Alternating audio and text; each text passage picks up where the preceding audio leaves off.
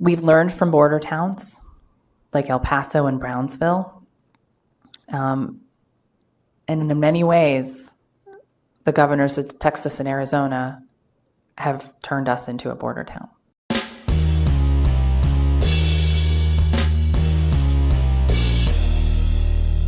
How's everybody doing? My name is Anthony Brian Logan, and today we got to talk about Washington, D.C. Mayor Muriel Bowser declaring a state of emergency over the illegal aliens who are being bussed to D.C. from the southern border, like Texas, New Mexico. Now, this story is rich because the very same people that are in D.C., like Muriel Bowser, like many people in Congress, they would say that the border shouldn't be closed. There shouldn't be a wall. We shouldn't have ICE. We shouldn't have border security.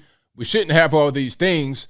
But then when a taste, not even the full scope, because they're over there complaining about 2, 3, 4, or 5,000 illegal aliens in D.C., but they get that every single day on the southern border. They're getting a taste of what the border towns are dealing with.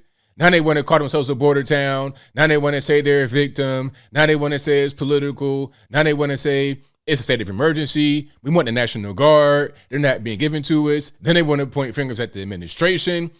What's happening right now is the exact thing that I think Greg Abbott and everyone else down there would have expected to happen. Now, before I go any further into it, let's roll a couple of clips. Of course, these clips will be in the description box for your viewing pleasure if you want to see them without my commentary. But let's start first things first. This is a piece of a press conference where Ms. Bowser announces the state of emergency. We are allocating an initial $10 million to stand up the new office and support organizations working in the field. We will seek reimbursement from FEMA for all eligible services. And we have experience working with FEMA on the reimbursement of eligible services. And I'll say a little bit more about what we think FEMA could do to make sure that states. Let's back up a little bit. So here, I'm just reading this right here. So they have an Office of Migrant Services, and this is going to support with, they're going to help support with reception, respite, meals, temporary accommodations, urgent medical needs, transportation, connection to resettlement services, translation services, because they're not speaking all these languages. It's not just Spanish. It's not just English, of course. You're talking about Mandarin Chinese, Arabic, all kind of languages from all over the world, because these people are not just Mexican anyway, and whatever else they need. So they're going to give out $10 million for that particular purpose. Let's keep on going here. Working with FEMA on the reimbursement of eligible services, and I'll say a little bit more about what we think FEMA could do to make sure that states and cities like ours aren't left holding the bag. And so in order to create this new offices, I am declaring a public emergency. And this public emergency will give my administration the following authority: to establish a migrant services office with the DHS and direct the department to provide services and supports to migrants arriving from the southern border states, authorize the city administrator and the chief financial officer to set aside and spend funds to respond to the emergency, to authorize the chief procurement officer to respond to the emergency, and it directs the city administrator and the department to establish new programs that expand or modify existing programs in response to the emergency. They got to do all that for about 2, maybe 3, 4,000 people. All of that for that amount of people. Meanwhile, the southern border gets hit with that every single day. Every day they're getting hit with that same number. So, in D.C., you have a better ability to procure these resources. You have a better ability to lean on the federales, if you will, because they're right there. But how about way in Texas, New Mexico, even California, like San Diego, where a lot of them drugs are coming in through the water? It's rough out there. It really is. And it wouldn't be as rough if we had a southern border wall and actual border security that were able to do their job without being handcuffed. I will also be sending emergency legislation to the council that codifies the new migrant services provisions. So we look forward to beginning this next chapter in our response. So there's not a lot more there, but basically they're saying that this is a problem that the administration started. I'm gonna go to the next video here, and again, that video will be in the description. But here's another one. This is a DC City Council member, and this is her complaining about Texas and Arizona, or the governors of those states, turning DC into a border town. Let's check it out. So it's been said, but it's worth reiterating, that the governors of Texas and Arizona have created this crisis. Now, okay, let's pause for a minute. So you're saying that look on their face is tearing me to pieces. But anyway, you're saying the governors of Texas and Arizona have created this crisis. How? Because they sent they sent some illegal aliens to your doorstep. Are they the ones that have the southern border wide open? Are they the ones that will refuse to build the wall? Are they the ones that are talking about defund ICE, defund Border Patrol?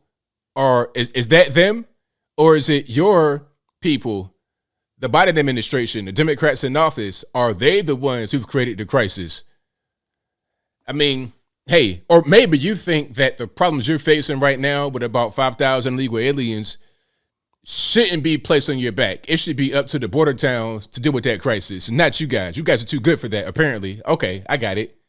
And the federal government has not stepped up to assist the District of Columbia. So we, along with our regional partners, will do what we've always done. We'll rise to the occasion.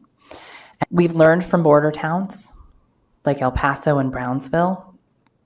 And in many ways, the governors of Texas and Arizona have turned us into a border town.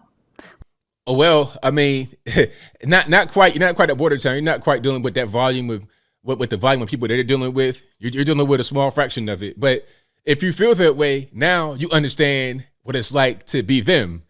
So maybe you shouldn't support policies that make the border towns suffer in this way, because you don't want to deal with it.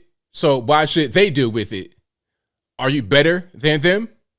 We don't know how long this will take to resolve. We don't know how long they will continue busing. And so the right thing to do here is to be prepared to ensure we can greet every bus. We can get people off on the right foot. We can get them where they want to go. And that will ultimately help them in their immigration process. So that's that. As a city council member talking about how DC is now a border town, and the federales have not stepped up to help.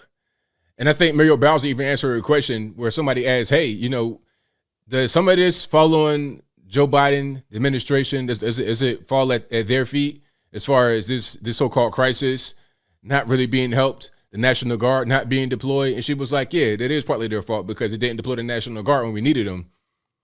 You know, that's kind of what's going on with that. But I think the objective here, as I close, has been met, because right when I heard Greg Abbott was going to bus illegal aliens to DC, it's because the politicians are right there. You see, DC is its own thing. They have a mayor, whatever, the city council as a district, as a city, a kind of a city state, if you will. Not really a state, but not really just a city by itself.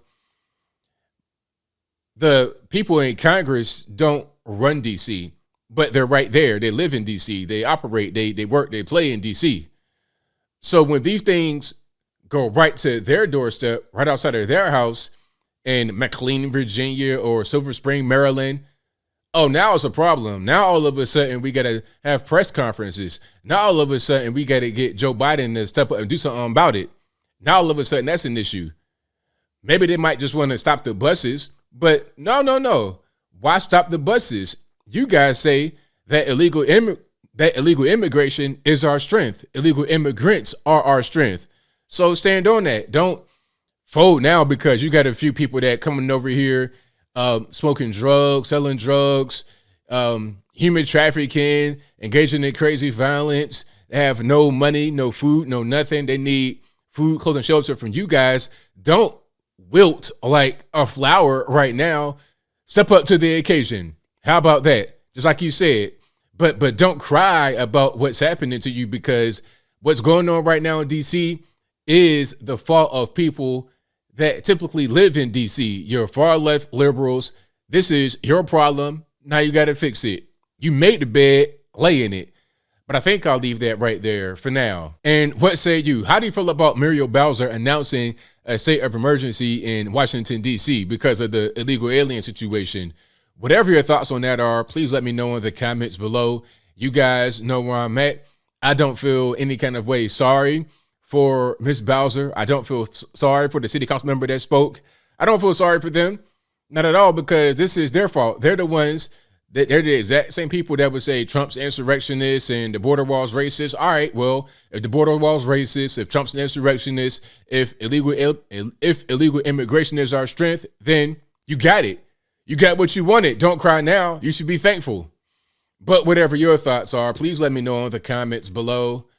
And that's all I got to say for this video. If you like what you heard, please comment, rate, share, and subscribe.